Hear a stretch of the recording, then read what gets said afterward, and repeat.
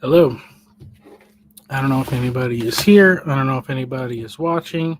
I put the link in the thing so that people can come talk if they want to. I've been getting all sorts of interesting comments about my videos, so I figured since I have the time, and it's a rare occasion, that I would come on here and just see if anything's going on.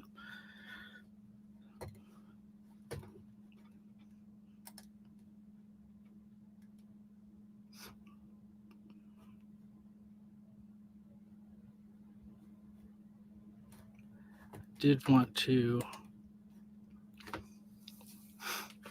talk a little bit about some of the things that were in my videos. Not necessarily the boomer thing per se. I mean, boomers, that's one large segment of our population, but more or less just in general, the differences between generations and things like that. So, people are commenting.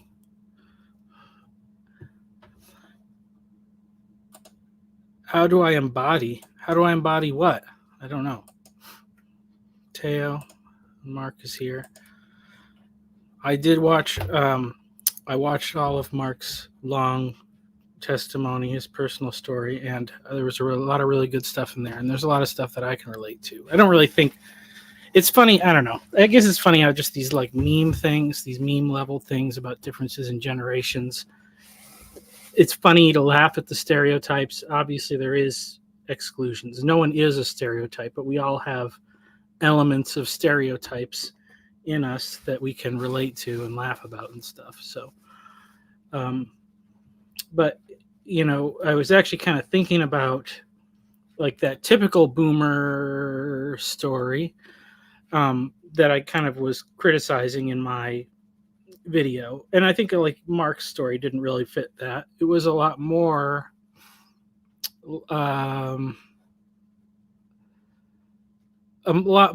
similar to like my dad's story. And I think about like my dad's story, and he didn't like him and his brothers lives went really different ways. His two older brothers really followed more of the like traditional boomer path in their education and their jobs and stuff, where they were like really successful, and they just kind of went on this way. And the difference was, well, my dad had a little bit of a rough patch, but then he got born again, so he became really serious about Christianity, and it changed a lot of the decisions that he made. He definitely could have made more money if he had done some things differently. Well,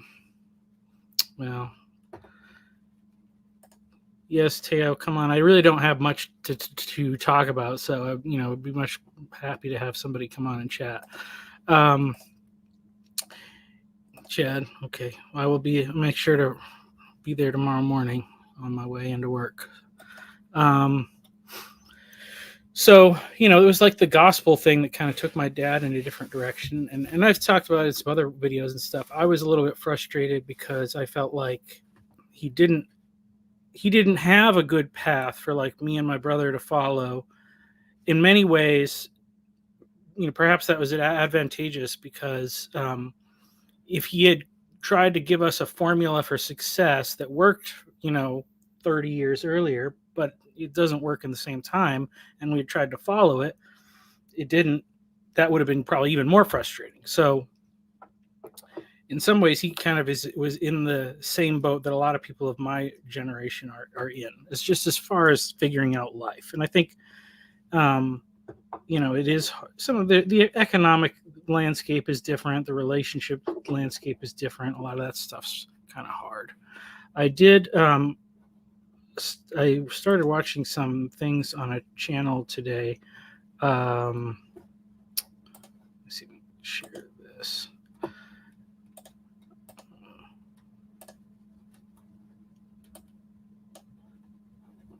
Let's see. So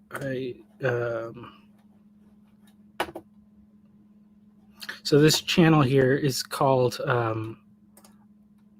Art Chad, and he's a Zoomer, and he talks about art, and he talks about a lot of philosophy and some of this influence stuff, a lot of the stuff. And it's just interesting how he's like, almost 20 years younger than I am, 15, probably 15 years younger than I am. And so just comparing like what he says to the stuff in this corner, it's like he references all the stuff, but he just goes through it so fast. He's like, yeah, obviously we know all this stuff, because the next generation has just synthesized all that stuff so quickly.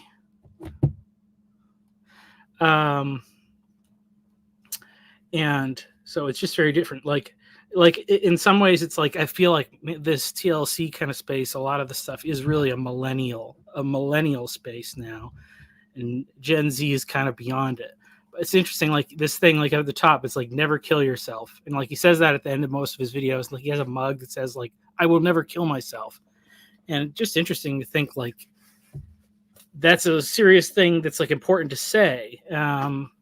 And just like the next generation coming into adulthood now needs that reminder, like that life is good, and even though it's crazy and it doesn't make sense and there's not a clear path forward towards like success or a meaningful life, but there's some value in that struggle. And so yeah, he's got a lot of really interesting stuff.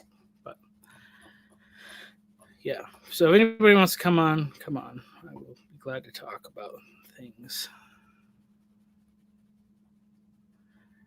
Yeah, and he has like an art degree, so that's an interesting thing too. Is that some of his stuff is about art. He talks about how like Teo's here. Hello, how are you? Michael, first time on your channel, I think. It's your first live stream that I've seen, so I do them very rarely because it's just I randomly, like, I know my wife's not going to be home for a little bit, and I got done with work a little early, so it was a rare confluence of circumstance that provided this opportunity. So, how are you? I'm good. I'm doing well. You caused a bit. You've caused a bit of a storm the last Yeah. few last few videos you've made. Uh, I actually couldn't get through the first one, which meant that I missed. I found out in the start of the second one that I missed Mm. the point of it. But I guess the question is, what's the upon reflection on the both videos, what's the feedback like? What did you feel like your point was understood? Were some things lost in translation? Yeah, I mean, I think the big thing, well, I mean, it's just, there is this intergenerational thing, and there's strife, between generations. And I think that it's just really easy for both sides. It's like, okay, so the boomers are just looking at the millennials and the younger kids and just being like, you're just lazy. Like, you're like, why don't you just be normal like we were? And everybody our age is just saying, well, things are different. You don't understand. Like, you have no concept of how times have changed. And so then that's why you get like that okay boomer meme. It's just like, we're just gonna, thanks for, yes, we are being patient, we're gonna let you say what you want to say, and then we're just gonna completely disregard any advice you have to give because you're old and irrelevant. And I think that you know there's just so much just projection of like personality and profiles and things, and people can't just say honestly like, I don't know what I'm doing, or I need help, or I made mistakes, or whatever. So just like that kind of vulnerable honesty, I think that's the most uh, important thing.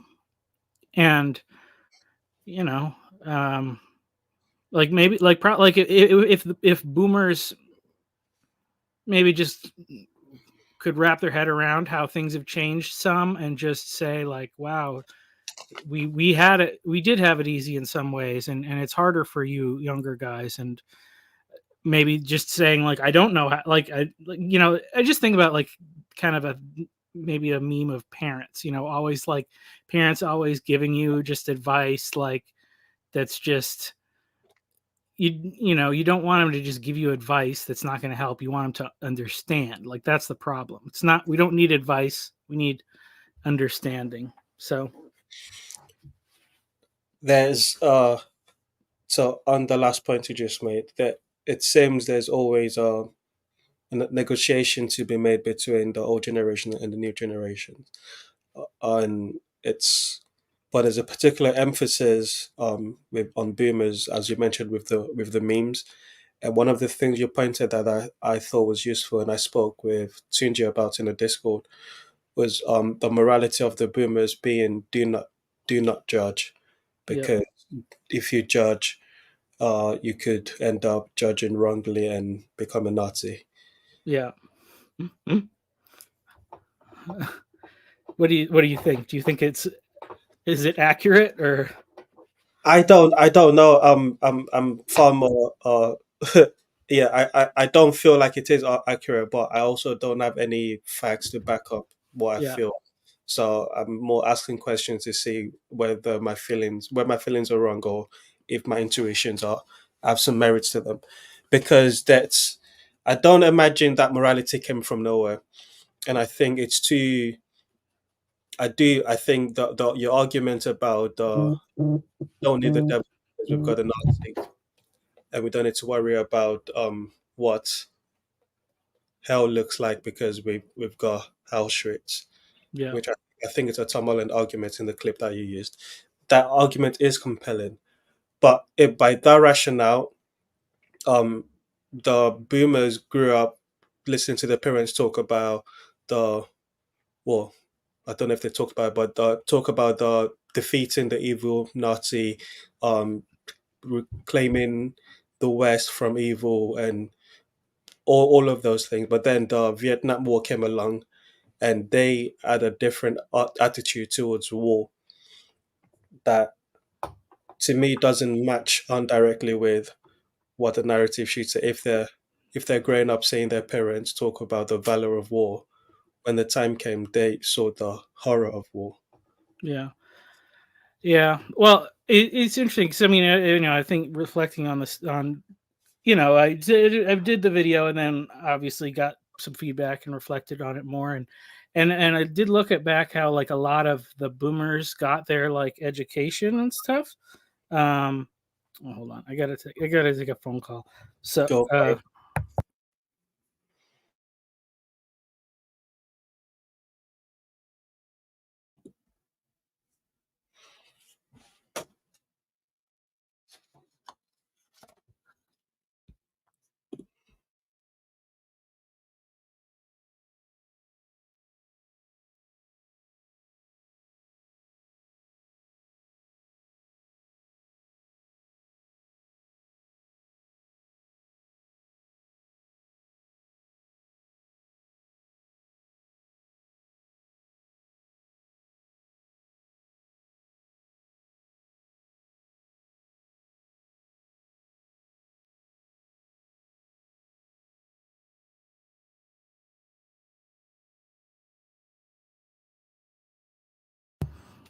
okay, it was not super urgent, but it was my wife, so wanted to make sure. Um, Oh, so it was interesting. So I did look back at a lot of like the education that the boomers received and stuff, and so much of it seemed to be just like based. It was like a lot of traditional morality. Some of it may have been rooted in religion, but so much of it was like this is just the way things are done, and you couldn't ask questions, or maybe you could ask a question, but if you didn't get a satisfactory answer, and I said this in the second video, if you didn't get a good answer, then it was, well, the answer is because your leader said so and you need to respect authority.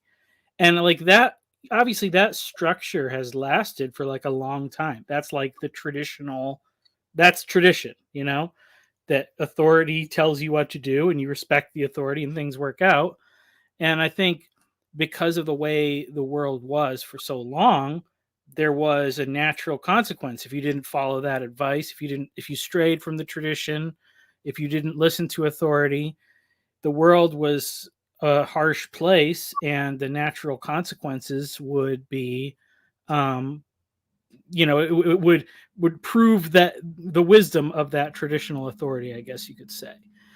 And I think that a lot of what happened in the 60s, um, and it happened in a lot of different ways. It's hard to just talk about like, um, you know, such massive changes, but because the world was different, like there was definitely a big difference between like the world before and after World War II. And what happened was that there the reason because there was no reasons why, and the world wasn't the same place anymore, people just were like, why are we following these things? And they started to rebel a little bit.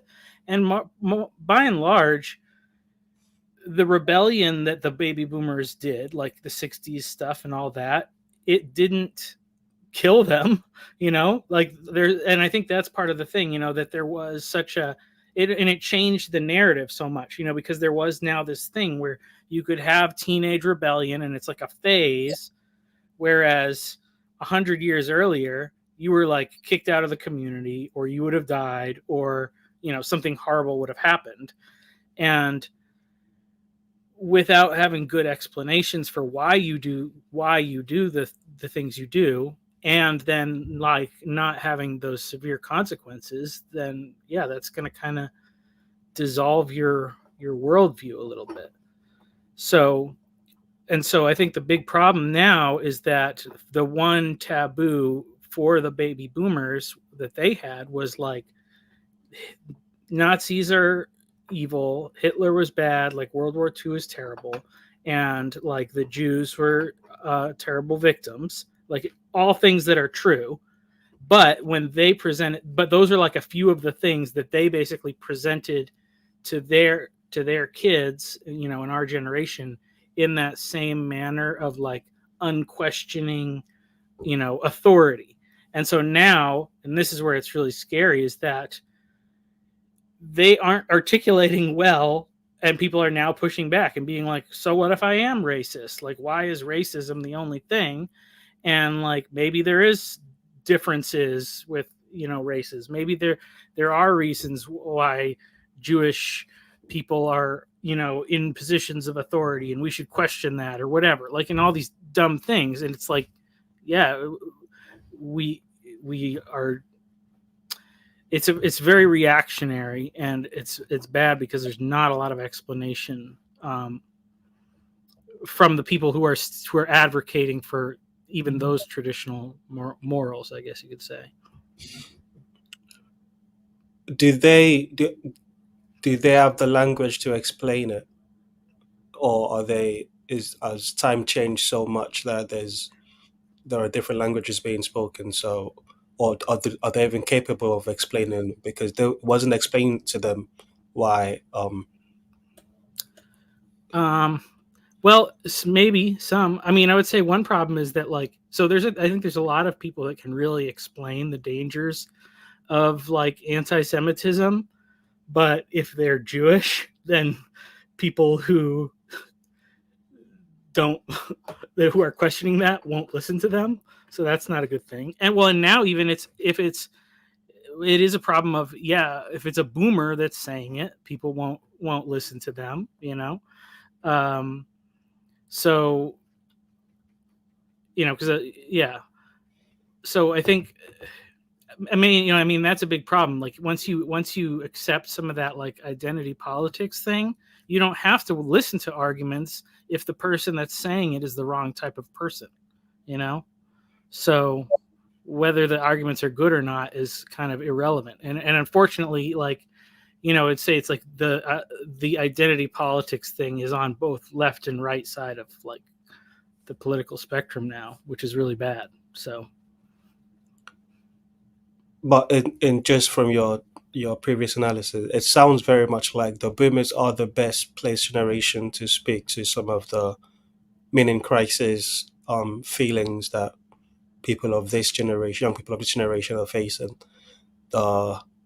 because the boomers were they grew up in the most affluent era of America, at least, and there was economic prosperity, and that led to complacency, if you can put it that way, and lack of where is the meaning coming from, especially post the horrors of the war. And also, they saw sort of the Second World War, if I read correctly, was like the culmination of Nietzsche's prophecy of what happens when gods die, when the West kills God. Uh, so they were the first generation to carry the the corpse of God, Yeah. to metaphorically, and that's not. Yeah. Yeah. Well, I think. So I think I mean, I've most of the time, my time on my channel, I've been going at it from the other way and thinking like, um, millennials like need to. Well, so I'd say, like, if you're a Christian and you're a millennial, you need to forgive your parents for their mistakes, and your parents that are probably boomers. So like, you need to have that reconciliation, or you need to forgive regardless if there is reconciliation. I think it's good if there can be reconciliation, but reconciliation means that the older generation also has to, um, own up for their mistakes or whatever. And it doesn't, there it's and it's okay. Like, I think the thing is like, it's okay that there are reasons why there are, why people did the things that they did, but they're not excuses. Like, you still have to own it, I guess. And I think that's kind of the part that I see the boomers are a little reluctant to do. Or, I mean, maybe they're not. I don't know. Maybe they're just unaware. A lot of them. I just think that that's like the best outcome would be for the older generation to own and take as much responsibility for just the way the world is now, in a way that's like apologetic towards the younger generation, so that there can be, so they can reconcile. And then, that wisdom and influence and all that can like be connected, because basically we're making the same mistake, because it's like the boomers were starting from scratch in a way, because their parents were all traumatized from war and depressions, so they had to, and so that, they did have to figure out everything out for themselves in a way. And now it's like our generation is just going to try to do the same thing and figure everything out for themselves, and the next generation is going to do the same thing. Like, that's not great. Like, we have to repair that intergenerational transmission of knowledge to some way. So the if I was trying to have an objective, an impossible objective view of how the millennial generation. I'm 95, so I'm literally on the cusp of millennial and Gen Z, I Hmm. think. Um, they will be looked at as the therapized generation. And to me, all of therapy seems to boil down to it's your parents' fault for the most part. That's a not inaccurate caricature of the results of going to therapy. Is Yeah. realizing, oh wait, I'm not an island. There's a story before my story that affects my current story. And as a Christian, that's not news to me, because that's the Genesis one sort of covered that at the beginning Yeah. of the book. Um, so there's a in not continuing the trauma of the disconnection between generations. The millennials are just aren't having children. Quite frankly, they could be the cause of a lot of demographic collapse in a lot of countries because of their all of that. And it's convenient, just like it will be convenient for the boomers to say they were failed by the silent generation who were traumatized and depressed and all of that. It would also be convenient for the Gen X to look back at boomers and say, "Oh yes, they failed," and that chain carries on. So I think if we're waiting for repentance from the boomers, like you said, it's not necessary, but it is.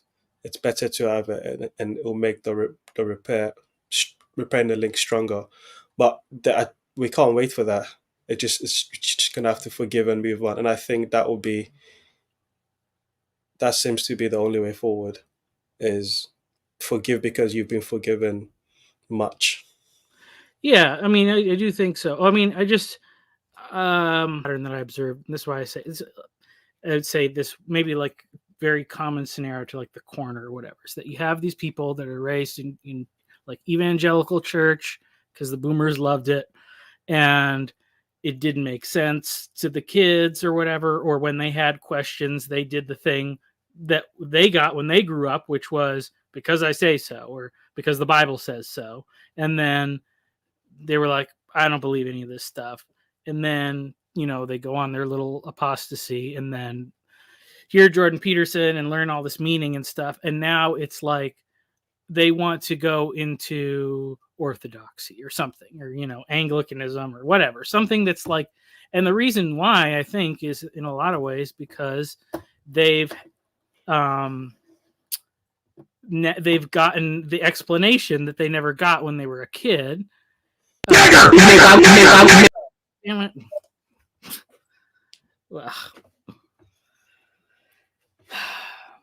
Well, at least he was willing to show his face. That genuinely scared the life out of me. I was like, what the?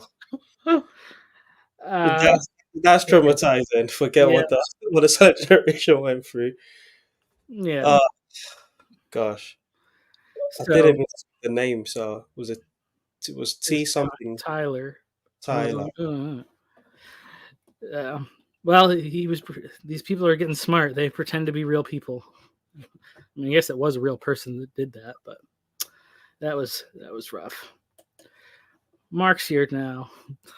Uh, so the thing is like what I see is like a lot of people in my generation are now being like, oh, now I'm Orthodox or I'm Anglican or I'm something and whatever I am, and it's like, okay, that's great. And sometimes I see even like this is a weird one I see, especially with the ortho bros on like the Lord of Spirits Facebook page and stuff. And then they're always like saying, I'm trying to get my parents to come into orthodoxy and come into the Orthodox church. And I'm like, why? Why don't you try to figure out why I know you didn't like evangelical Christianity or whatever, but like there was a reason why your parents got involved with that. Why don't you want to like learn and understand why that was meaningful to your parents? Because I think that's what's needed to kind of like fully, to me, that's the hero's journey of like this corner is when people reconcile with their parents. And hopefully, you don't it's okay that you understand Christianity in a different way, because Christianity is massive, and it, but I want to like, because that's been meaningful to me, is to understand that a different thing worked for my parents, and then they tried the best they could, and I needed a little help and needed to figure some stuff out. I mean, I'm still basically an evangelical Christian, so um but yeah, that reconnection I think is really important, and I see people a little bit reluctant to go there.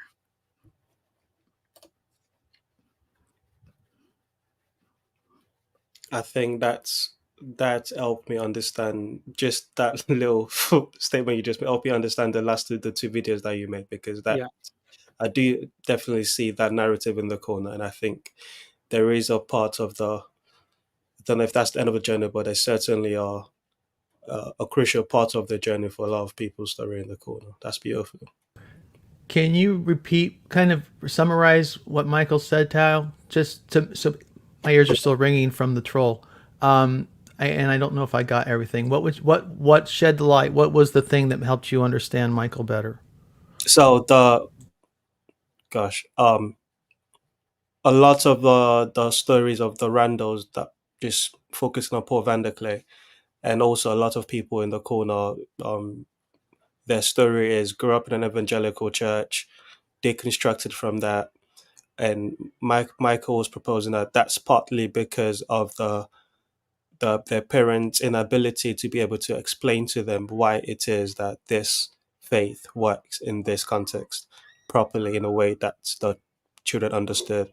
So they deconstructed and then somehow found their way back into the faith, but not going back to an evangelical church, going to a Catholic, Anglican, Orthodox church, because in there they found an explanation for the faith that wasn't provided in the context they grew up in.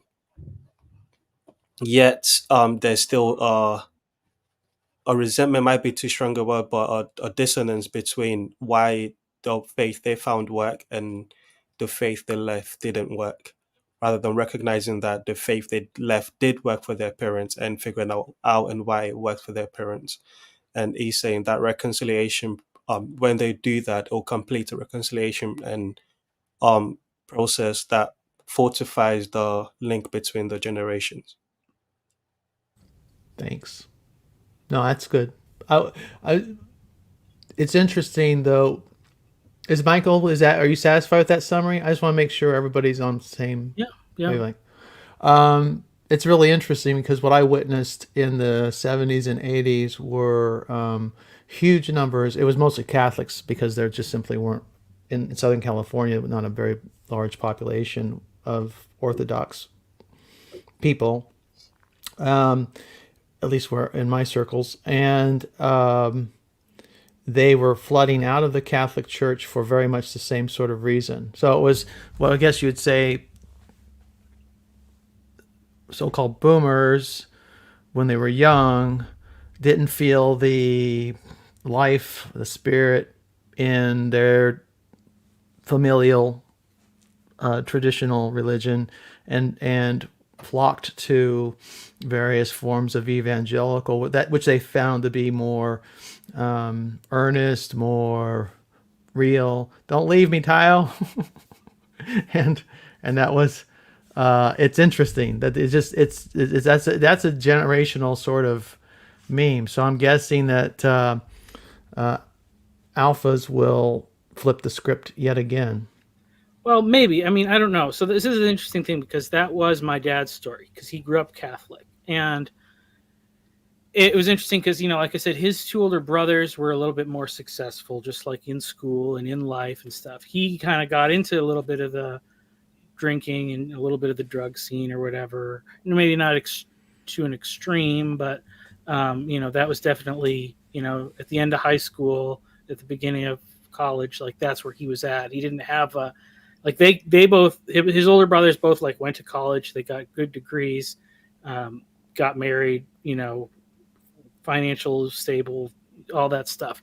My dad was a little more aimless, and then he got saved. He got born again. He got free from all the depression and things that he was dealing with, and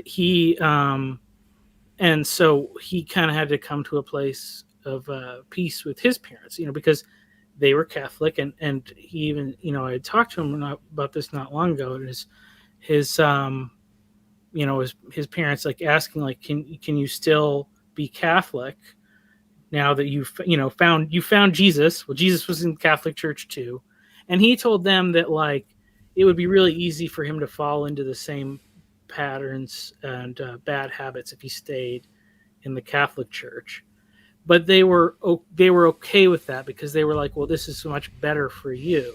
Mm-hmm. But and he kind and he did later on, he kind of he did evangelize them in a sense to make sure that they understood, grace and salvation the way that he had come to understand it. They would say the gospel, and I think that they did. They never had to leave the Catholic Church though. Like my grandmother liked to go to mass and all that, and that was part of her thing. So yeah, so that but the thing is it's, and I'm trying to think like, well, I didn't have to leave evangelical Christianity to have a good faith that I stayed within it or whatever. And I think the goal should be hopefully that you don't always have to convert or something. Like there should there's something broken if you can't transfer your faith to your children, or if they have to go in a different direction. I think that's part of the great thing about civilization that's brought us this far, is that parents were able to successfully raise their children to follow, and it shouldn't just be because you say tradition or whatever. So like, because I think there are those differences. My parents gave me a lot of opportunity to work out that stuff. And I ended up going to some churches that were slightly different from theirs. Ended up basically much closer to my parents' beliefs at the end of going to some various other traditions than anything else. But that's just stuff I'm interested in, because my kids are young now, and I don't want them to have to go through a phase of rebellion or anything like that. I want them to know Jesus and to stay in that knowledge and faith. I don't want them to have like a deconstruction or anything. So yeah, that's. How old are you, Michael? I'll be 40 this year in September. So you're on the front end of the millennial spectrum. Yeah, more or less. An elder millennial. Mm-hmm. And then, how old are your kids? Oh, Teo, you leaving? No, I was just saying, we've got front end millennial, back end millennial. Oh, are you back end millennial? So how old are you, Teo? 29. Okay. My son is 27 and my daughter is 25. So I don't know where that puts them. I don't know if they're... I think that makes him maybe marginally millennial and her a Zoomer, maybe. I don't know. And then how old are your kids? Do you mind me asking? My oldest is 6. The youngest is 1. 6, so 4, they're and very 1. young. So, yeah. Very young family. We my wife and I, we got married when we were 30. So. Okay. Yep. Beautiful. Congratulations. Many good years ahead of you. Yeah, I'm not sure. I just don't know about the framing. The fact that I took, maybe I should have not privatized the video. I didn't take it down. I just put it on private, took it off the public view for the time being, because as I explained to Tayo, the last week or so has not been the best for the bipolar. Maybe I'm coming out of it. Hopefully I'm not rapid cycling. We'll see. But I was in a trough, and that night when I tried to do a reaction video, I didn't realize I was really, I knew I wasn't feeling well, but I didn't know to what degree. And I could tell by my poor use of language, my vocabulary escaped me, and my ability to string a coherent sentence together was pretty degraded. And so I felt like I wasn't saying much or adding much, and I didn't want to perpetuate a lot of unnecessary negativity in the corner. So that's why I took the video down. Actually, Luke Freeman and I had a fairly good conversation. He did the best part of the conversation. But he came and kind of saved the stream anyway. So maybe I'll cut that out and repost it so you can see it if you want. I wasn't, Jacob, like you said, went on attack mode with your video, as he's wont to do on occasion. Well, I had a chance to talk to Jacob too last night. I did see that. I did see you guys talk. You're talking. Okay. Yeah, I'm not sure about the framing. I'm not the argument. Harris, he brought in the idea of breaking up the generations into micro generations, and he pointed out that, and that's probably a better, a cleaner way to understand what's happening generationally. Because I'm at the very end of the so-called boom, 64, which makes me, depending on the chart, I could be X, I could be a boomer. Most seem to say I'm still on the boom side, but it's the cusp. I have no. My sister got a little more exposure to the hippie scene. For me, I was just a kid. I mean, born in '64, so I was 4 years old or 3 years old during the Summer of Love. So it was not something I really grew up in, although it loomed large. Um, I also think maybe a little closer examination for the video and their setup of what I saw of the video, the first video, the setup, some of the history um, could use a little bit of filling in, um, particularly around World War II and the Nazis. There's a reason why I think America responded the way it did to the Nazis and fascism after World War II. And the so-called baby boom reaction to authoritarianism really didn't occur until we were several years into Vietnam.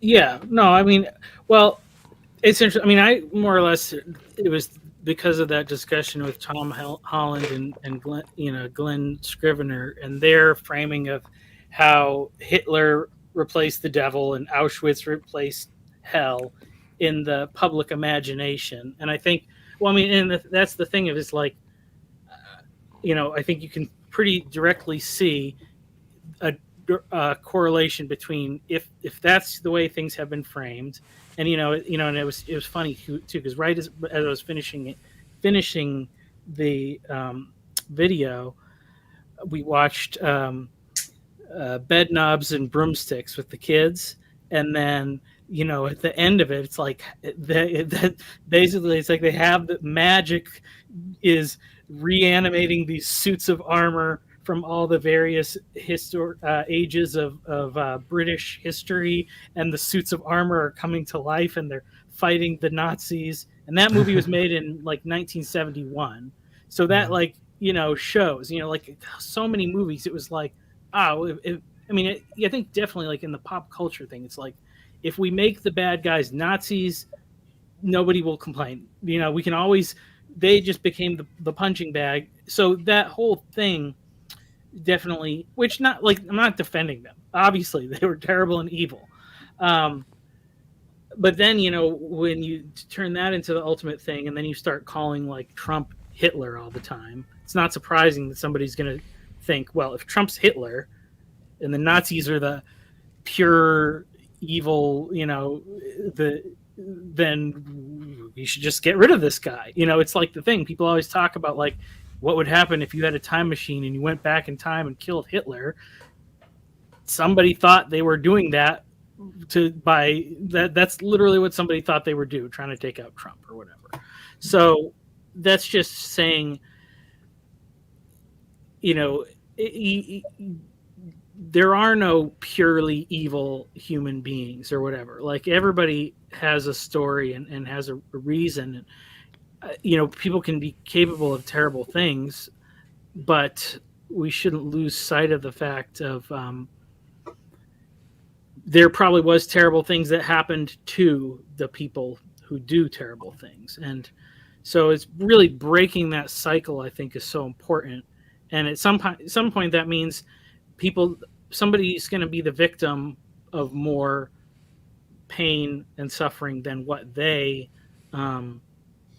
personally are responsible for. And that's not fair, but that's part of like what being a Christian is. That's the extension of what Christ does. We as Christians, we can take it and we don't dish it back out. Like that's the difference. And when we do that, whether it's all the way to people being martyred, or just in the way that we repay evil with good. We repay cruelty with kindness.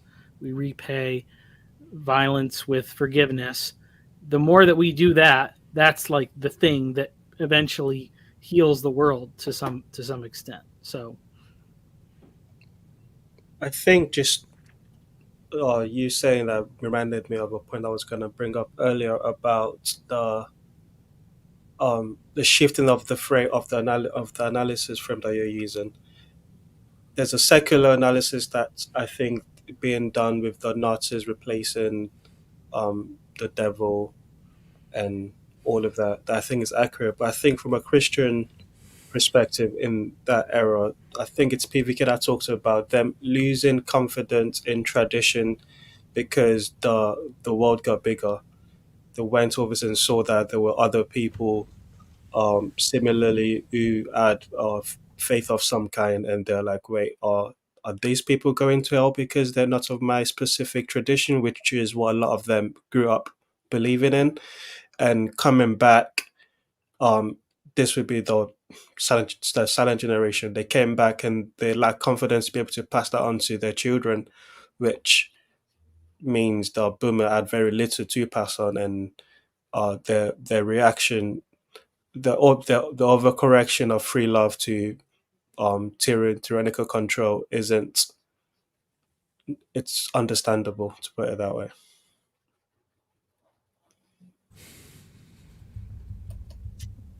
Yeah, that was that was kind of, he was kind of making the point of saying like, I mean, because almost like the actual points, what Nico's saying here, the actual points of like history, like it doesn't matter what or what affects our lives is what people believe about this stuff. What people believe about Hitler and the Nazis is more powerful in shaping the way that people act than the facts necessarily.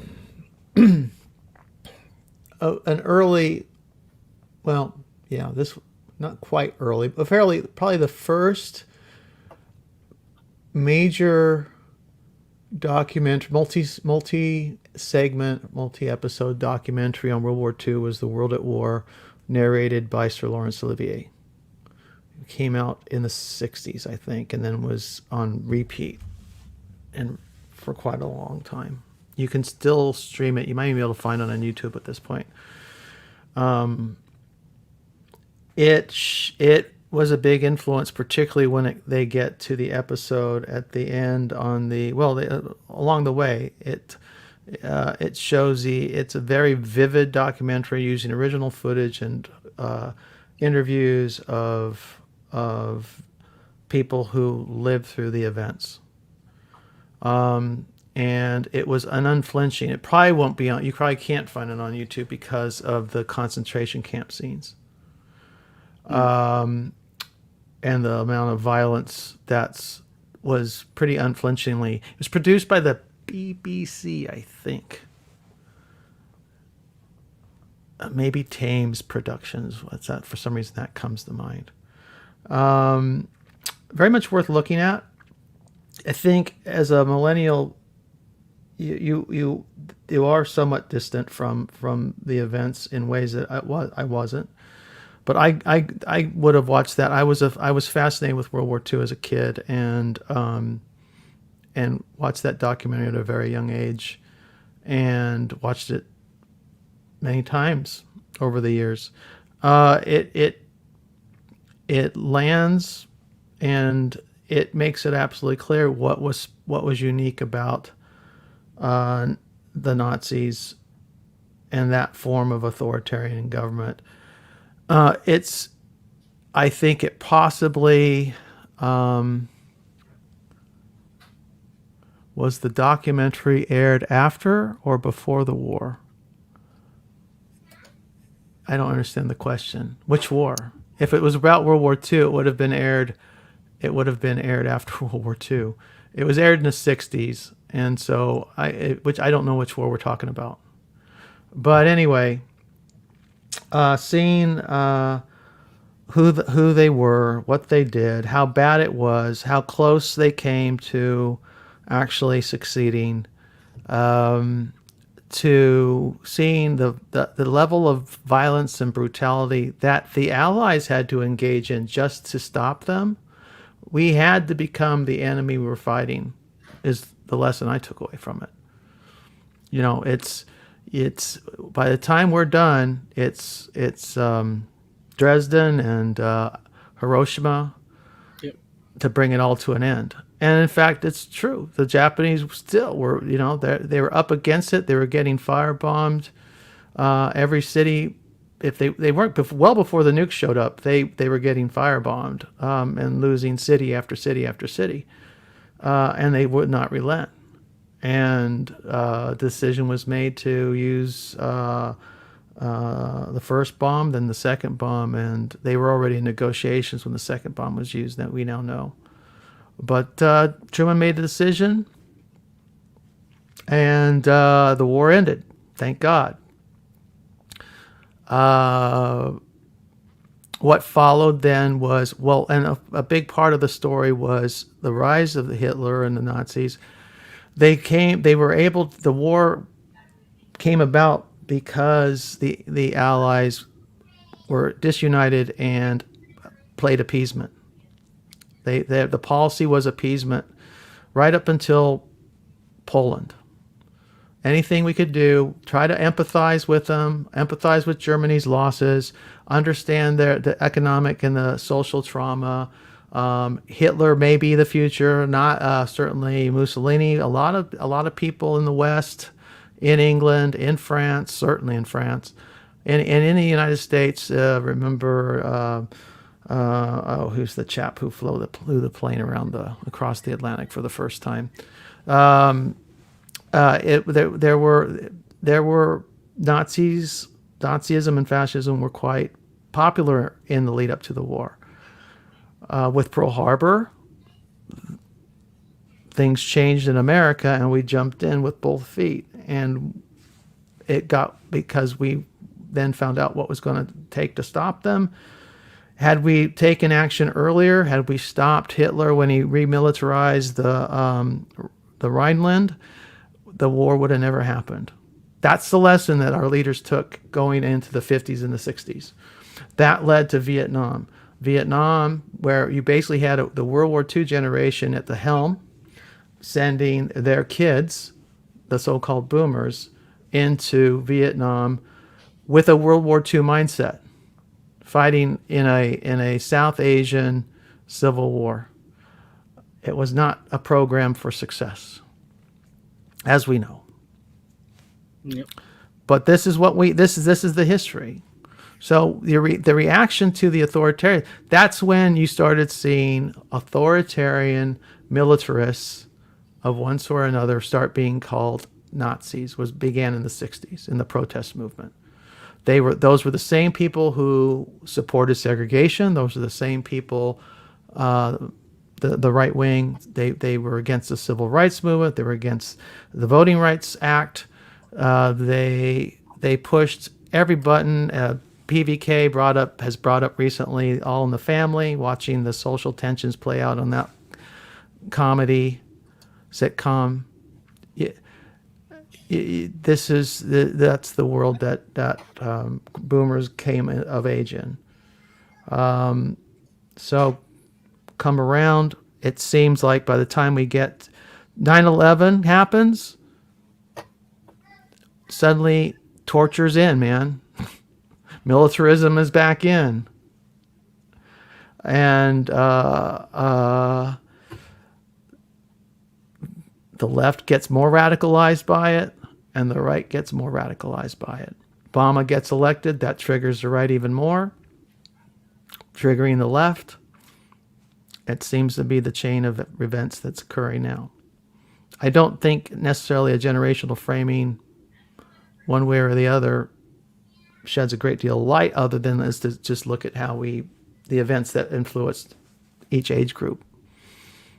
So for you, probably 9/11 was probably the big first international event that shaped you. Yeah, I mean, I don't know how much shaped me. So, I mean, my life has been weird because, and I figured out, like, in the past few months that I have some significant degree of autism that I had no idea about. So that's like the whole world has been confusing for my whole life, which is, people have been confusing. Hi.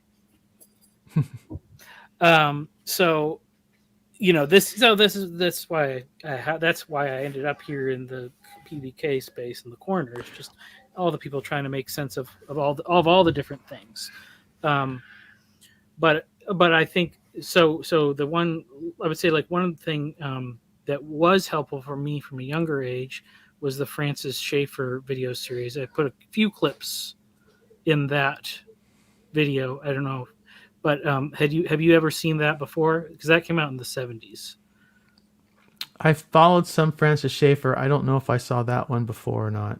In fact, I've So got to go back and look at it. yeah, so he did a whole thing, and he started like from the Roman Empire, and kind of like looked at the just the progression over time of philosophy, art, culture, um, scientific thought. I mean, mostly, basically, the thoughts, and just how the different worldview, I guess you could say, shaped the progress of history. And so he really lays out, and I think in a pretty convincing way, and that it was basically a rejection of Christian belief in Christian truths that led to all of where we are. So and he follows it up through World War II, and when it came out there, it was still very much in the Cold War, and it's kind of he predicted a lot of what has come to pass as far as government and media becoming more controlling in shaping a narrative. And obviously a lot of that is to prevent stuff like prevent world wars, but it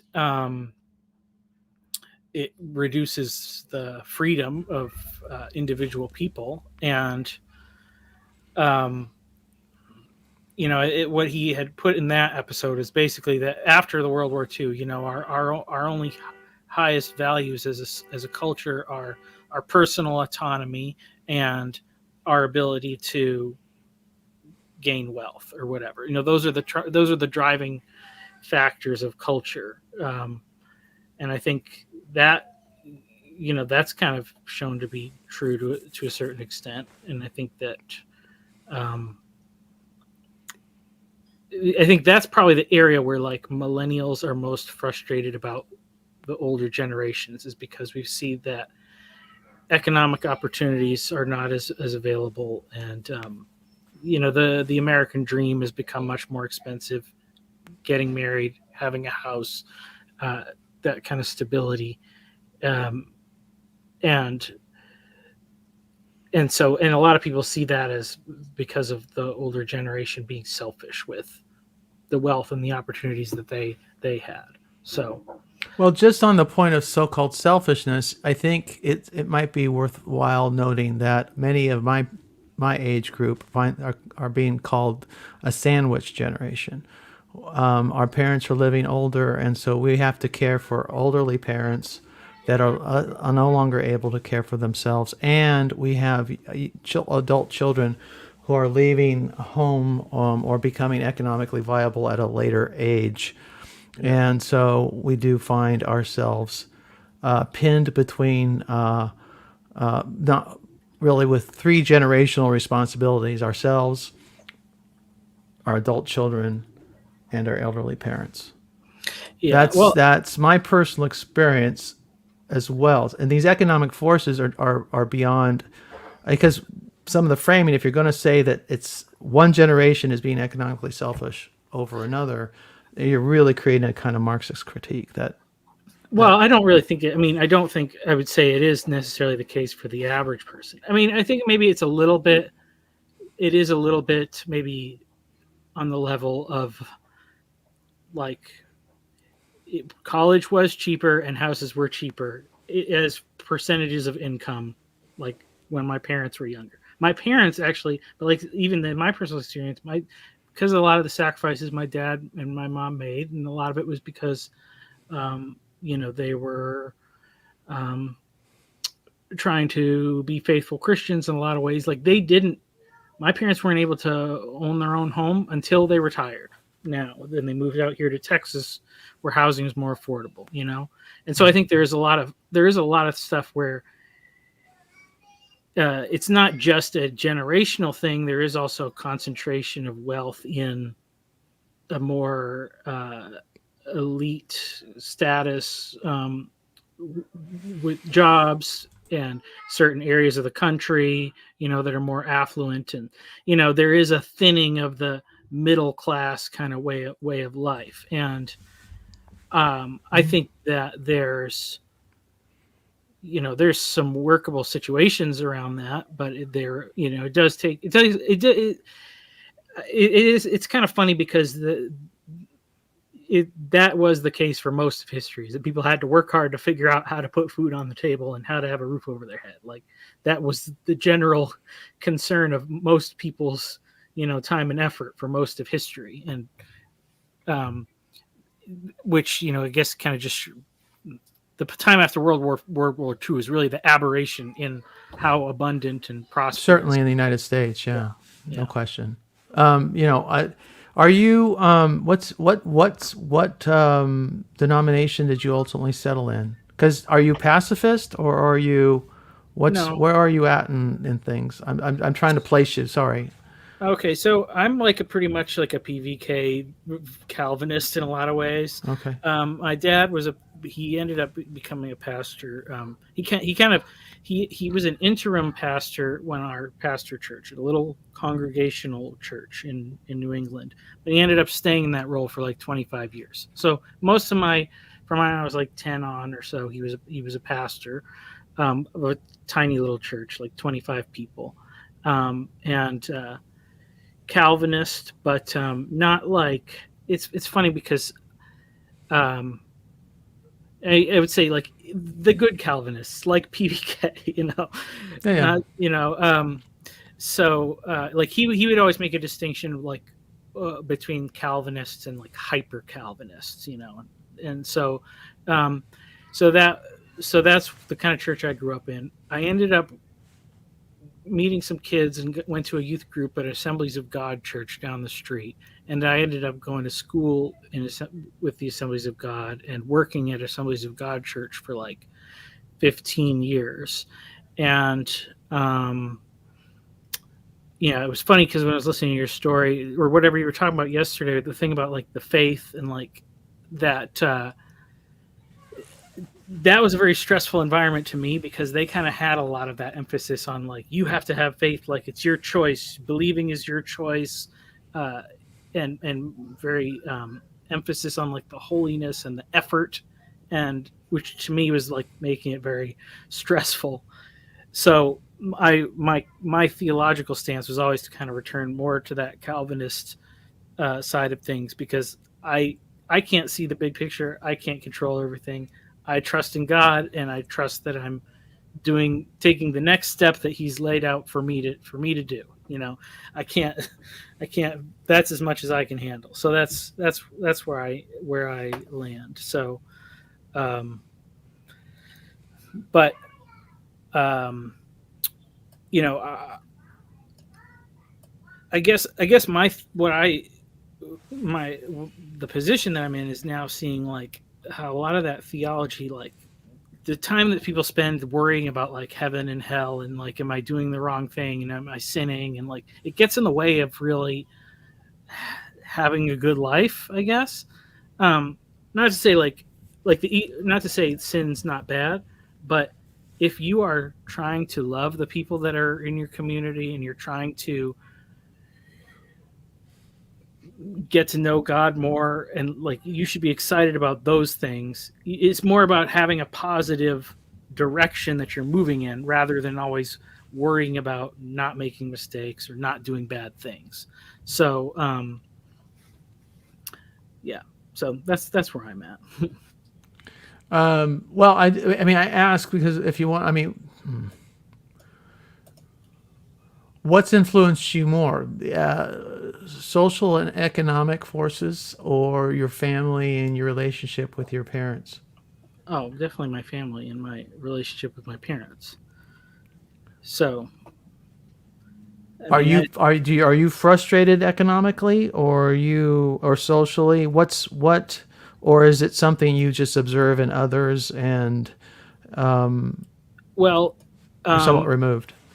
I mean, so I would say I was frustrated in a lot of ways. Coming to which, and I'm sure you can relate to this with your bipolar thing, like coming to understand that I have autism totally shifted my view on things because um, like I feel I'm incredibly blessed. Like right now, I have everything I ever could would have wanted. I own my own home, and I have a family, and I have kids, and I have a good church that I get to participate in and help out. My wife and I help run the youth, and so it's really great. But it was, so it's, on a personal level, it's like I see how much of that stuff was all the providence of God. Even um, the modern dating scene is horrible. Like, and God supernaturally kind of helped me to find the right woman and brought us together. So I got Right. to circumvent a lot of that. You know, career stuff is very difficult. God helps me to get some skills and end up working in a position that really suits my unique tendencies or whatever. Like when I was listening to your story about you making shoes and stuff. So like I do carpentry and I love working with my hands. Um, but I was frustrated because I was like, why can't I figure out this as far as like the business side of things, Mm. the personal thing, dealing with sales, negotiations. Like I can't do that. Now I understand like, oh, my brain doesn't work that way. So it's great. So that takes a lot of the stress off. But like, yeah, but that's I'll never be good at the business side of things. I like the creative side of things. I like doing the work. I'm not going to be making sales and negotiating with people and trying to do all that stuff. Um, so like, but I also feel like um, a little frustrated for my former self because I had to do so much of this stuff on my own, and like my parents were there for me, but I think in a lot of ways, like the church let me down. Like um, they didn't notice, and some of this was like because I am good at masking, so it wasn't apparent that I had the problems that I had. It was all internal, but like people didn't reach out to me to mentor me or anything like that. And so I have a very strong desire to be more observant about like what's going on with the next generation. I want to help them out, and I think it's very easy to just assume like, it looks like they're okay. You know, looks like those people are okay, but that can be very deceiving. And so I dig into a lot of these problems and studying these things because I think that we do need to work on making these things better. Now, I personally don't think like government is the solution to these things, or I think getting government or to move is very it's more work than it's worth. I think like I'm more centered on I think businesses and churches and things working together. They can solve a lot of these problems a lot better, but takes creative thinking. So, but I mean, like that's a big part. I think the problem with the political thing is that everybody just votes once every 4 years for president, and that's all they do. And everything else is out of their hands as far as like what the government does. So it's not really serving people or helping to solve a lot of these problems. Well, one of the things, I found myself, I saw the difficulty. I've been, because I was politically active, and I didn't vote every 2 years. I was involved when I was between elections. I was often involved in campaigns of one sort, to some degree or another. Sometimes even once or twice trying to run myself in something. The and my focus was always to repair some of the damage being done by previous policies, with a special attention to young people and to the vulnerable, making sure we protect the elderly, make sure we protect the quality of education and affordability of housing and the affordability of education and the expansion of opportunity. I mean, it's been my, in some ways, was the work of my political life. You know, to whatever degree I was political, those were the things I focused on, and that was the focus of a lot of people I knew. I mean, and they were mostly my age. I mean, you know, it was the people, you know, generally more active people you see in a local. Well, okay, you if you're a candidate for school board or state legislator or city council, who are going to be your boots on the ground? They're either going to be high school and college kids, or they're going to be retirees, because everybody else is busy working. Yeah.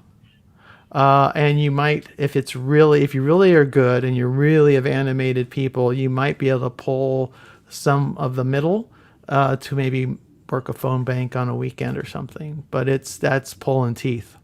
Mm-hmm. Now, I understand you may not think these things are for government.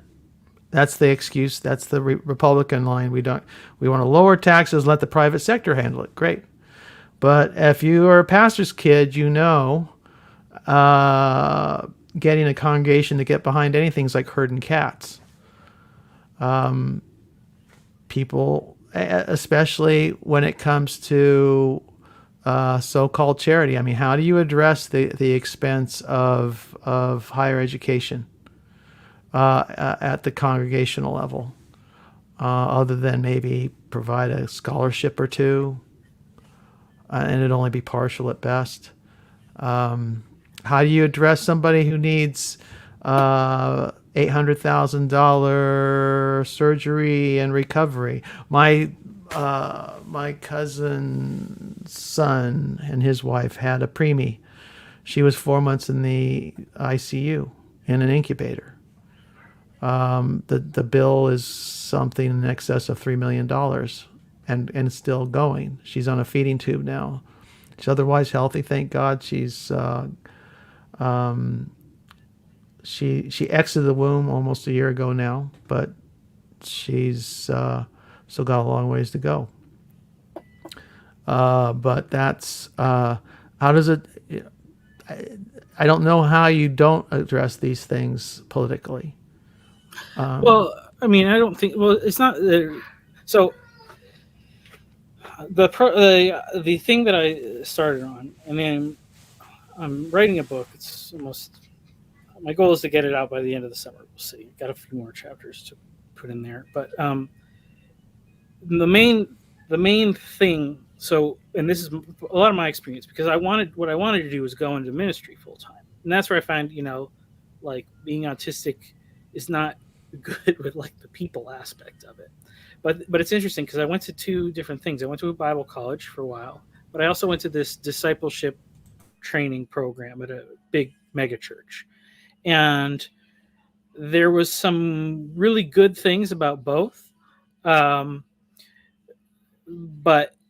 I think the really great thing about the discipleship program is that it was supposed to be in, you know, in this way where you're connected to people that are mentoring you, and just having that really that taking responsibility for the people coming behind you, and you have somebody that's older that you're relying on.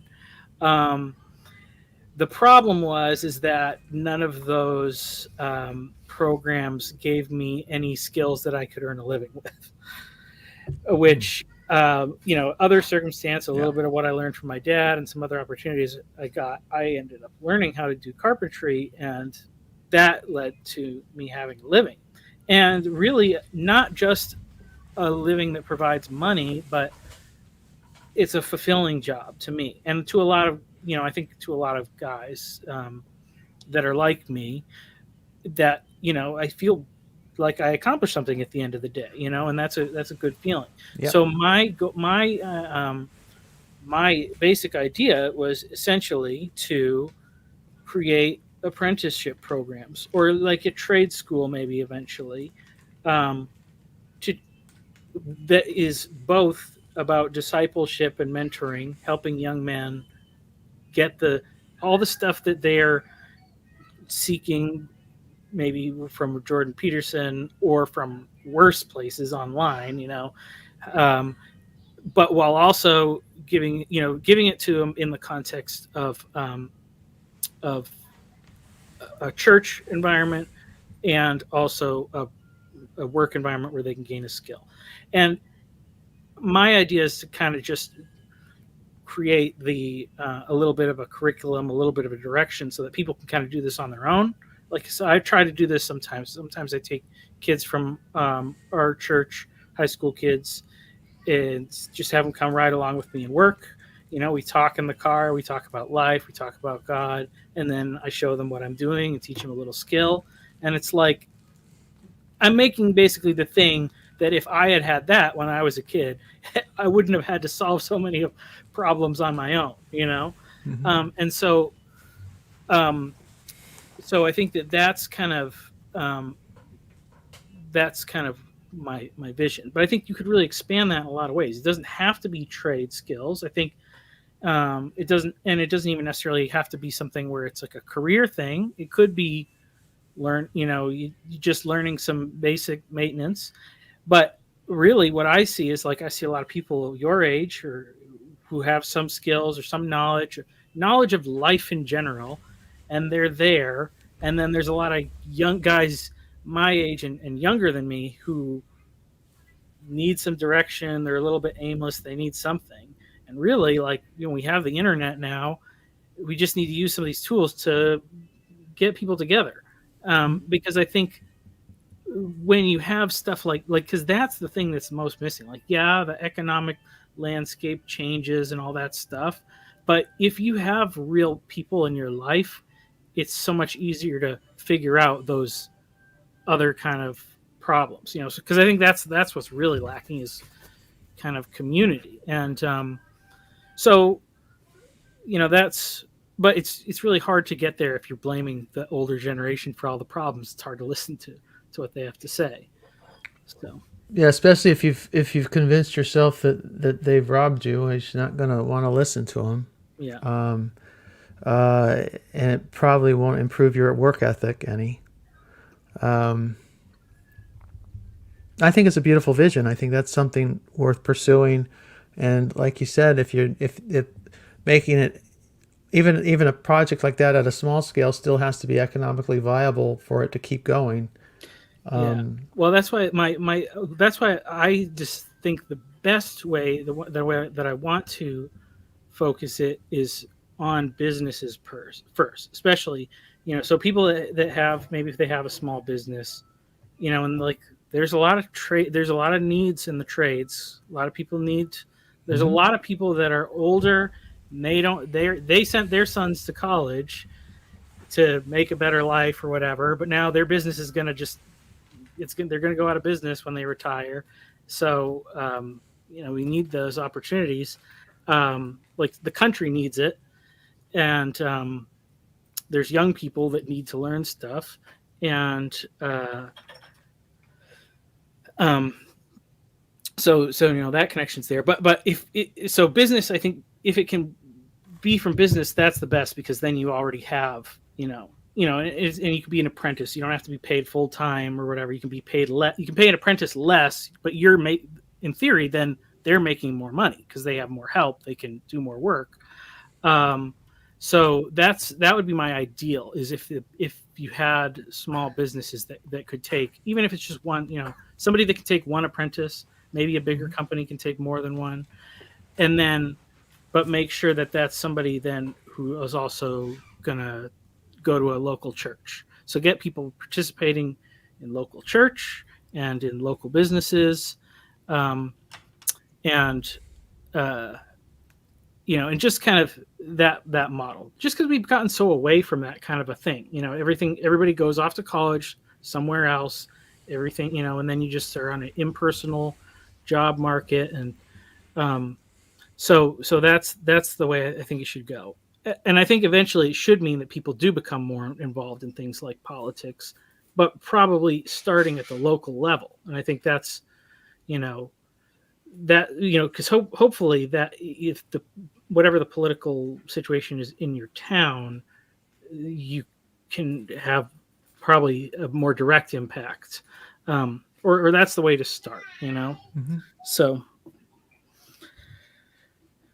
Yeah, it's a good idea. Certainly worth pursuing and pushing and seeing how far you can take it, even at the local level, and see what you can do. It's my understanding. Every time I talk to somebody who comes working through my house, they're looking for somebody to apprentice. yeah, Always need help. I yeah, think part of the problem is they don't hire. They used to hire when I was young. You could get a job as a teenager in high school and work half a day in the afternoons, learning a trade. These days, everybody wants full time, even their apprentice, right out the gate. So they're pushing that starting time into after high school graduation. And often then they want people who have some technical skills. So they've before they hire, because hiring anybody even at minimum wage is still expensive when you add insurance into the mix. So it's decision making up and down the stack. yeah. Well, and I mean that's why I just think leave all that stuff up to the people to figure that out. Maybe because if there's somebody who says I can't, I can't pay somebody full time, but I can find, I can give them room and board or something. Well, maybe there's somebody who's willing to do that. So we have the internet. We just need to find the people and connect them. We have a Phlebas. Hello, can you hear me? Yes. Yep. I came to support. Are you guys finding each other yet? I was thinking, Mark, you've made that Marxist critique comment a couple times. Do you want to explain that? Basically, if you're it's a power analysis based on economics and politics and primarily, and it's instead of saying bourgeoisie and proletariat, and using other class language that's more conventional. If you're saying one class of people, if it's a generation or an economic class or social class, you're still making the same argument. You're saying somebody has concentrated power and wealth and opportunity in the hands of few, and at the cost to a more deserving many. I think to maybe try to connect here, Michael isn't really doing that. I was trying to think of an analogy. Well, I think he's slowly clarifying himself in our conversation, and I feel like I'm getting a little better feel for him at this point. Yeah, well, let's see if this helps. Michael's more making an argument like somebody grows up in a rural town in the 1900s, and then the factory comes to town, and within a generation, things have changed economically to where the older generation's wisdom no longer makes any sense because there's such a drastic social and economic shift. So he's not really looking at the boomers as like this privileged class. He's more saying the field has changed to where there's a disconnect between the generations. Does that make sense? Like, I don't see it as Marxist at all. Would you see some of those seismic shifts? I think he's arguing this is on that scale that has created a disconnect. Your mic went crazy for a bit. Yeah, you fuzzed out on us that last couple sentences. Is it working again? I think I touched I got a bad laptop. Economic hardship over here. Well, yeah, I mean, my thought was, okay, I can't predict the future. We could have another age of like economic growth and everything's amazing again. We could have some sort of terrible depression. We could have total societal collapse. In any of those circumstances,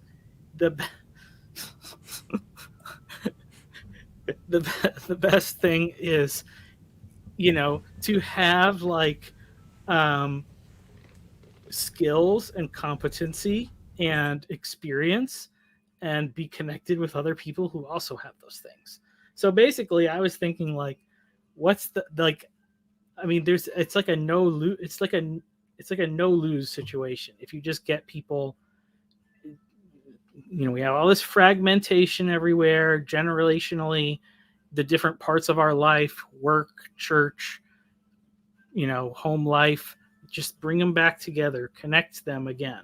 And I think that there's a lot of reasons why everything got all disconnected. We have these tools now with the internet that we actually can use them to do that well in a way to bring things back together. Because like I have like so there's a guy, these millions of books. There's a guy in my church who wrote a book. Anyway, and it's called Embracing the New Samaria. And he grew up in Texas, like on the border. So he's like, and he's basically like, I'm half like he's got 1 foot in like Mexican culture and 1 foot in American culture, and then like he married a lady who's like a Scandinavian lady from Minnesota. So that's like another like whole thing. And, basically he's just like trying to say, hey, like we need to learn to understand these different types of people. And like, that's because that's like where the kingdom of God is at. And to me, like, that's a great thing, because I see like you have all these people that are coming in, people are complaining about like illegal immigrants. It's like those illegal immigrants most of them are just people that are coming here because their life sucked and they want to have a good life. So we should partner with them and figure out how to like they're like, and I see that on the local level, like local churches, like find the people that actually live in your community, and you should get to know who all of those people are, and don't think of them as like your enemies in this weird group. Because those problems are like unsolvable on a national level, but it's really a lot easy. It's pretty easy to figure out how to get along with the person that lives next door to you. So like, that's where we should start. So. Well, you're singing my tune. I'm very pro immigration. I think I'm not for runaway, uncontrolled migration that just moves hundreds of thousands or millions of displaced people around and moves them into one impoverished situation to another. But if we can integrate them, particularly when you find that we're reproducing at below replacement in mainstream American culture, your retirement as millennials and Zoomers will be supported by young immigrants. That's a simple economic fact. Unless, AI takes over and they can build robots that generate wealth that only humans can right now. But economically, pension systems collapse when there's an imbalance in between the generations in labor and consumers. So I missed a little bit of the earlier part, but did you guys talk about how different the economic picture is for the present generation? I actually don't totally include myself. I feel a lot worse for the people who are 10 years behind me. How old are you, Phlebas? 37. Okay. So you're a little younger than Michael. Michael said, what? I don't want to put words in your mouth, but you mentioned housing, cost of education, job opportunities are different. Anything? Yeah, I just look at people who are on the same path as me, and at least in Canada, housing has like went up 2.5 times, 3 times in the last 10 years. And then I also look at my dad. So My dad dropped out of university in 79 and worked for about a year and then bought a farm. And that farm, just the land today, that farm is like, say, $3.5 million just for the land. So the picture is total. Like when I dropped out of university, I wasn't buying a farm. Let's put it that way. And now the guy's 10 years behind me, unless they can find a wife, and they basically both work full time, sacrifice, not having children, etc. They can still sort of make a house work if they move out of the area, but things are getting tighter and tighter. So I don't know. Is that the picture you see as well? Talking to me? Yeah, I think there's no question. I mean, I think inflation is a big problem in the United States. Inflation's a huge problem. That is the result of the pandemic, the collapse of global supply chains, interruptions in productivity that we're still recovering from, and then $2 trillion of stimulus between both. Well, you had $1 trillion in stimulus that came from Trump, and another $1 trillion that came from Biden, because I guess $1 trillion wasn't enough. And it sloshed a lot of money around. It ended up in pockets it shouldn't have. Very little of it actually reached regular people. A lot of businesses took advantage of it that they shouldn't have. But it's water in the bridge, and now most of that inflation is working itself out of the system, thankfully, apparently. But it hurt a lot of people for, we're up, 4 years into this now, since the pandemic started, or more than. So, it's, when you're young, that's a quarter of your lifetime, right? Can be, or close to it. I empathize. I understand. It's been very, those people who grew up between 1980, I can't remember who I was talking to, but we were talking about between 1980 and maybe it was Jacob, 1980 and 2001. They lived in pretty quiet times that were fairly prosperous, and the expectation was that's normal. The period between, say, the Iran hostage crisis and 9/11 was, even that, though, there were hiccups, there were problems, but it was really quiet and really prosperous. It turned out that the 20-year period was probably a historical anomaly. What we're experiencing now with the ups and downs, the crazy collapses in the banking system that seem to occur on a semi-regular basis, was much normal. It was certainly normal in the 19th century. So for the economic arguments that he was making, you're kind of supporting it there by saying, here's an unusual period, and Michael's contention is that the boomers grew up in an unusual period. I don't think it's a leap into Marxism to say that it would shape people. No, but if you're going to, the question is what's the remedy? And is it even accurate to say that that generationally, see, that period of time is not what shaped. I was already an adult, or very nearly adult, by the time the Iran hostage crisis took place. So the period in question is really the period in which were the formative years for millennials, or certainly older millennials. And so the expectation of normal, probably for both generations of Americans, particularly X and millennials, would have been born into it, and Xers would have matured into it, that 20-year period. It would have been the expectations for us all. I think everybody kind of expected things to go along, and they didn't. It just isn't working out that way.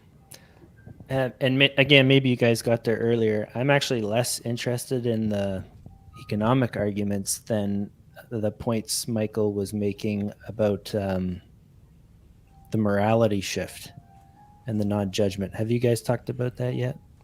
No, we have not talked about that. Is that coming up, Michael? I don't know. I mean, it's. I mean, I think that's, you know. I mean, well, what can we say? I guess it's easy to say like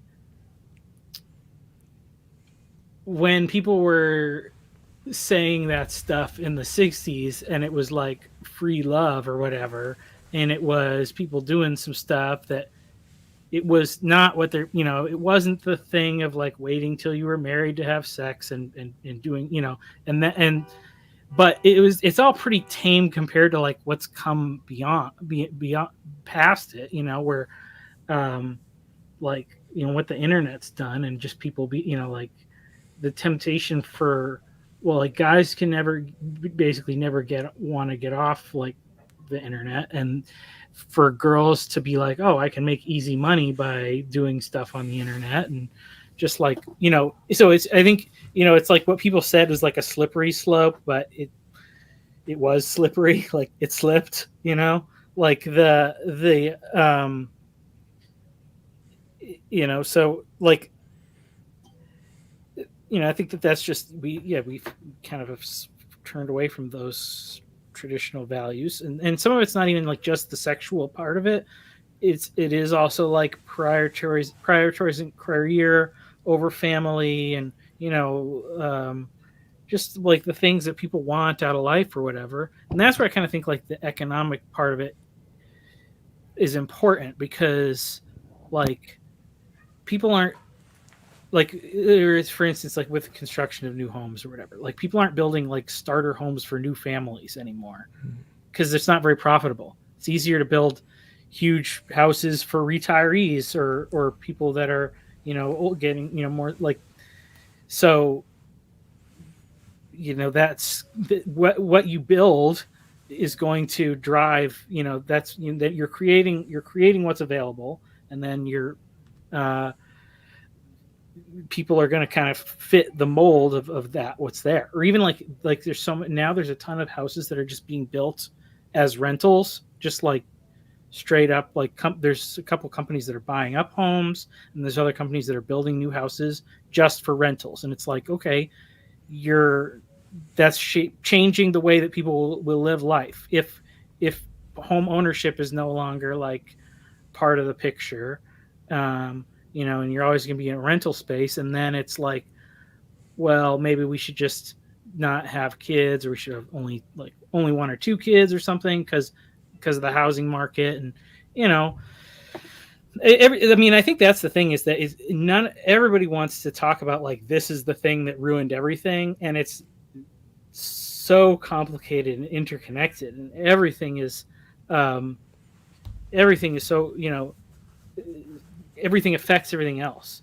And really, I mean, to just be an evangelical, I think the thing that really changes stuff is like the gospel, because then when people get saved and when that becomes a meaningful part of their life, then they're willing to make sacrifices to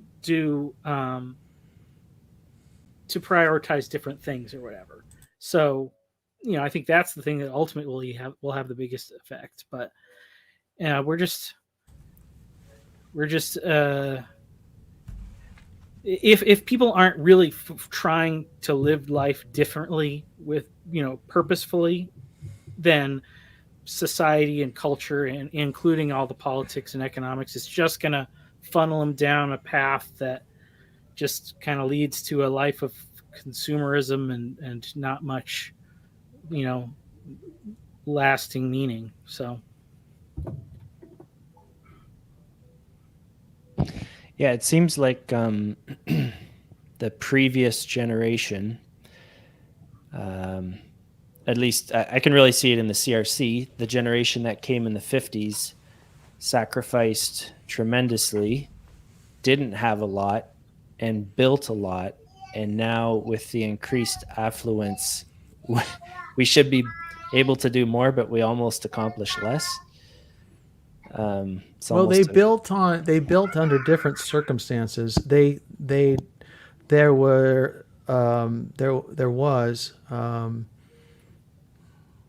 all in 15 years, and well, if you include the recession after World War II, there was really close to 20 years of pent-up demand following World War II.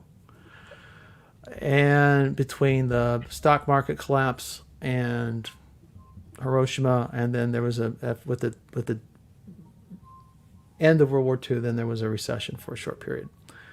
So you had pent-up demand, and only one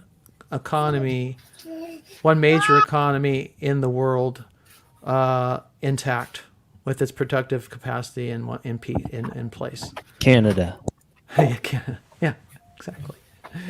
And that allowed that generation of Americans to then hit the ground running. They were young. They were the survivors. They were ready to live life, and they lived it.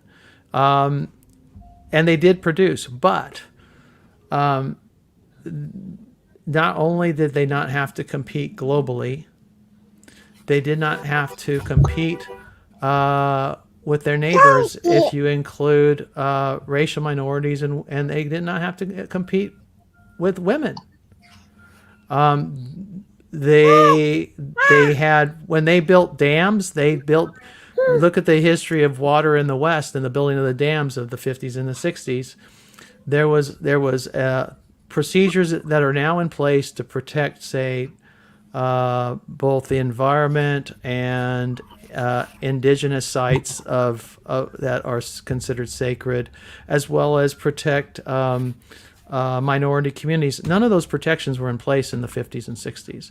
So when they built. They just said, if the right guys in the right position said, I'm building this project here, they built it. They built a highway, they built dams, they built cities. It was amazing as a kind of pharaonic cultural accomplishment, but it was on the back of a lot of people that would ultimately get brought into the economy and brought into the society, both minorities and women, and it gums up the works. It makes things more difficult, but in making it more difficult, it's arguably also a little more equitable. So now, did we overcorrect? Can we clean? I think we're learning. I mean, like in my city, there's a lot of attention being paid to affordable housing. Is it affordable enough? That's always the question, because some people want affordable to mean free. Well, it's not free. But it is certainly, we're building thousands of units, and it's still not going to meet some demand, just on housing alone. I don't know if that addresses any of the things you're talking about, but I think it's just the economic conditions of the 50s and 60s were so dramatically different that we'll never experience that again. Yeah, I think that was part of Michael's video too. So it's not Marxism. Actually, well, no, like I said, it's me being a bit cheeky, but I'm saying that you're setting up an argument that's saying there's a concentration of power in a single class of people that somehow needs to be rectified. I think Michael talked about there needs to be forgiveness and reconciliation. I'm not sure. I don't even think the Bible requires children to be reconciled to their parents, except they obey their parents, to honor their parents. I mean, and that goes for all generations. I mean, it's just, it's, as I said, some of us are worried about, we've all got, if you've got a parent alive, you have a responsibility to respect and honor them and to care for them. Well, if they're helpless, if they can't care for themselves. Well, but okay, so I would say the thing is that, and this is what I would say is like, so coming to understand the different circumstances of like my dad's upbringing and hearing, his story of how he came to faith, and he told me like there was a lot of stuff he didn't want to share, that he didn't share with us when we were kids because he felt shame about his past, about some of the mistakes he made and things like that. And I think, that's like this natural thing, that as a parent, and maybe this is even the thing that my parents' generation didn't talk about, but like Phlebas and I know now, like when you have kids, you're like, oh, you just have to like figure this out. You're not ready. You don't know what you're doing, but you kind of have to like pretend like you do. You have to instantly become some sort of an authority figure, and you don't like feel, you don't feel like you know what you're doing. And so maybe I would say maybe that is like, that's we think back when we were kids and our parents would speak with like such authority about like this is you have to do this is your responsibility, and we believed like that they knew all this stuff, and so we just take them at their word. And and I'm gonna say like I had really great parents, but I no also parents have are great parents. but no parents are perfect. So that means that like some of the stuff that they were saying was probably wacky stuff, and we just took them at their word because we were kids or whatever. And so like I feel like it's much easier for me to honor my parents the more I understand them or whatever, or even understand like what does that mean to honor my parents? Does it just mean to obey them? Like because some, like the thing about children obeying their parents was always part of culture, but there was a lot of parents that didn't have good values and would tell their kids to, do stuff that they maybe shouldn't have done or whatever, So, like, I think that that's just the understanding, aspect of it is important, and it's just we don't have a good thick relationally thick culture anymore. We don't have that's what we've lost. That's what you used to have with like traditional culture was this deep understanding between the other people in your family and that's what we've lost so much of as the world has changed. So it just we have to figure out ways to we can't go back to making everything the way it used to be, but we have to somehow figure out how to get the good parts of that culture back. And I think the strong interrelationality of it is an important part of that. Well, it's people used to traditional cultures, would have 3 or more generations living under the same roof, around the same fire. Yeah. So we're definitely doing things differently, but at the same time, I don't see anybody. I mean, eagerly planning their lives around that. It's the expectation is still to be the American dream is still the American dream for whatever maybe we'll give it up. Well, Maybe I there'll do be think, people just stop trying. well, I do think I think that part of it is, it's funny because if you do the math of it, and it's like if people, you know, if people have more than 2 kids or whatever, or then and every kid has to get like their own house when they grow up, and then their kids all have to get their own houses when they grow up. You will like run out of resources and stuff, and so maybe it is that stuff like living, having more generations under one roof becomes more normal. Maybe it goes with the retirees moving in with their children. That used to be more normal. Maybe it means people stay longer. Because that was the thing. It was like I couldn't date for a long time because I was like, well, I need to be able to have my own place, and when I had to live with my parents after school for a while, that was like the thing. It's like how I can't seriously consider like getting married while I, if I don't have my own place, so.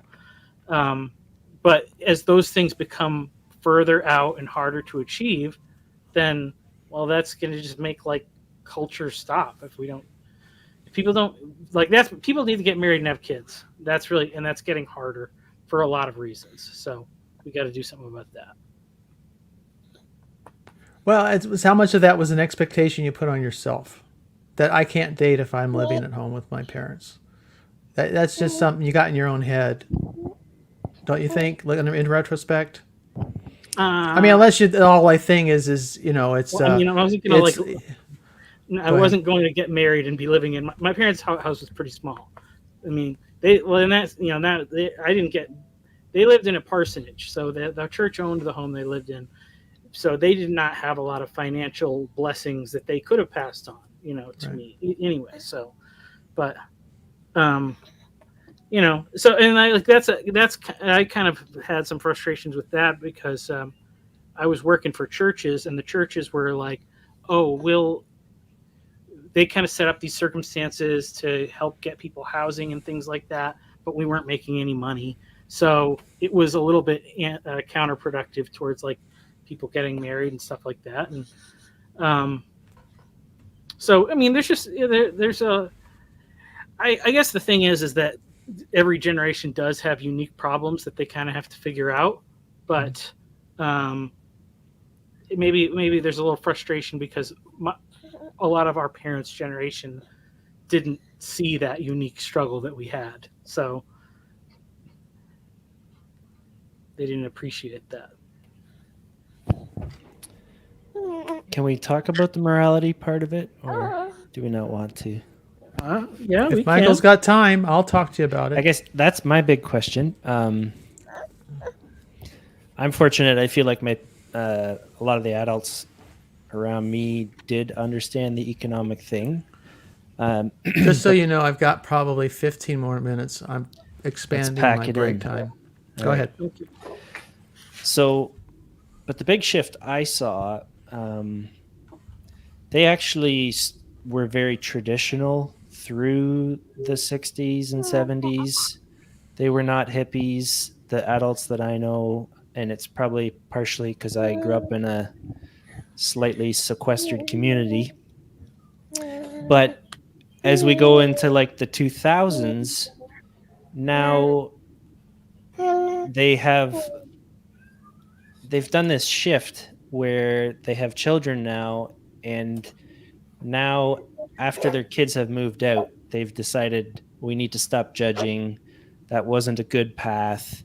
And I think there are a lot of stories from their youth where people were mistreated, etc. But they've sort of abandoned those traditional values just when our generation is trying to raise families in all the craziness. And it almost feels like a bit of a betrayal. But I don't necessarily see that flip all the way back at the 60s. But then I do wonder, even though they, like they raised me, my parents raised me traditionally, the change still came where they very much loosened on, sexual ethics and etc. Do you see that, Mark, or were you, like, can we call you a progressive? I know it's kind of a stupid label, and I don't like it. That's fine. I don't like how people use it with you either. I sure. What the heck? Go ahead. Yeah. I won't even bother to clarify. Maybe we'll clarify it just through conversing. So just because we have someone like you around, like, did you shift around marriage, in the 60s, in the 70s, or was it in the 2000s? Or well, I made it through the 60s. I would have been 6 when the 60s were over, and then 16 by 1980, right? And so yeah, by 1980, AIDS was just starting to come into. So the sexual revolution, I kind of missed it without. There was no free love without terror. The early days of the AIDS epidemic were everybody. I mean, people were freaking out. In fact, there were people close to me in my extended family who one or two would ultimately die from it. Yeah, I'll just address Parlato's comment there. Non-judgment. I don't see it. I'll read it. Non-judgment is also just liberalism decoupled from Christianity. No, see, It I don't. It does non-judgment. feel like, that's a wrong. Okay, what do you want me to address? Explain. Well, it non-judgment feels like, or the sexual morality issue. Well, they're both connected. I guess the thing about the non-judgment thing is it feels like it's enforced. And my What generation, specifically is not? What specifically on the sexual morality scale? well, let's take marriage, I guess. Okay. So a lot of people my age who remain in church are very traditional on marriage. And there's an older generation that remain in church who are the opposite. And yeah, I guess. Okay. Well, what okay on marriage? I don't know if you've seen other things I've said on it. I am fairly hawkish on divorce. I'm again it.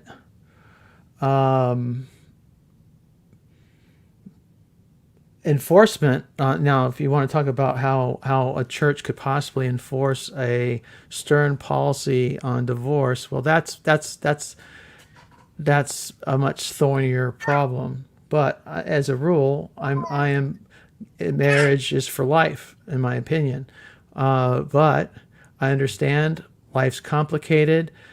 We have no fault divorce because men have a history of violence against their wives, and in many cases it's chronic and fairly widespread.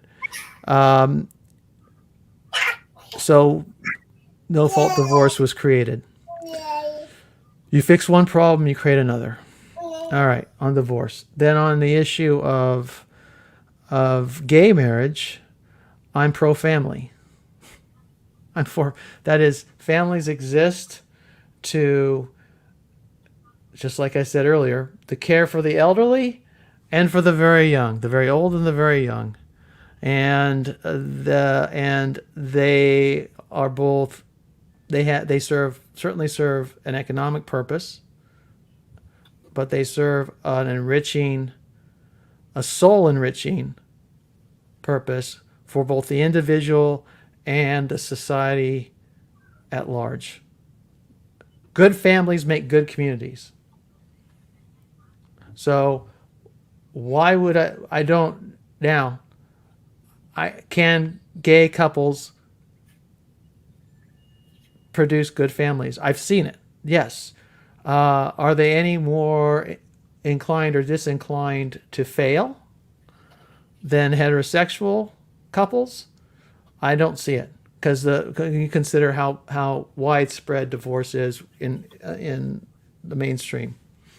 So so that's why I lean liberal on the subject.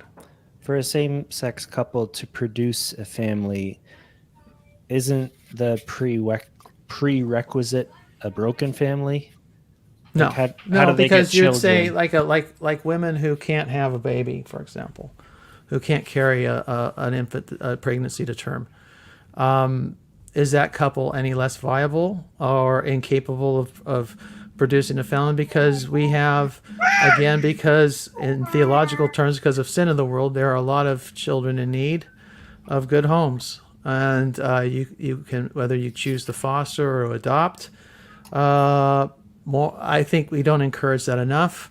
We don't incentivize it enough. I mean, as a matter of government policy, if we made it easier for people to imagine and do, there would be a lot more success in adopting and fostering children.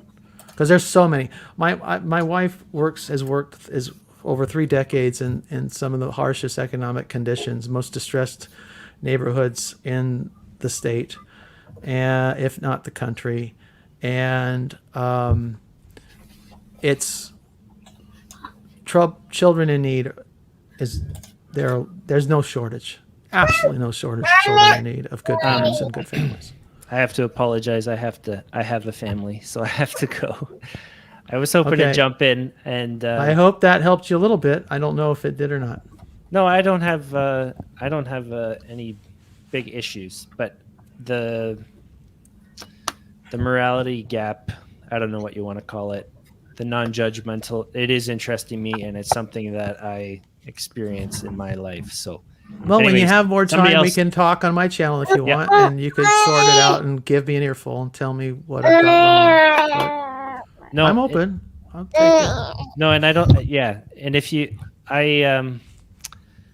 I do not see you here as a stooge like Jacob does, maybe. So I'm very happy you're here. I'm not here to attack you. There's a lot of people in my life who think a lot like you, so I like to bridge the gap. So, okay, thanks, guys. Thanks, Fleabus. All right. Yeah, All right, Michael. because it's It's time. time. All right, All right. guys. God bless.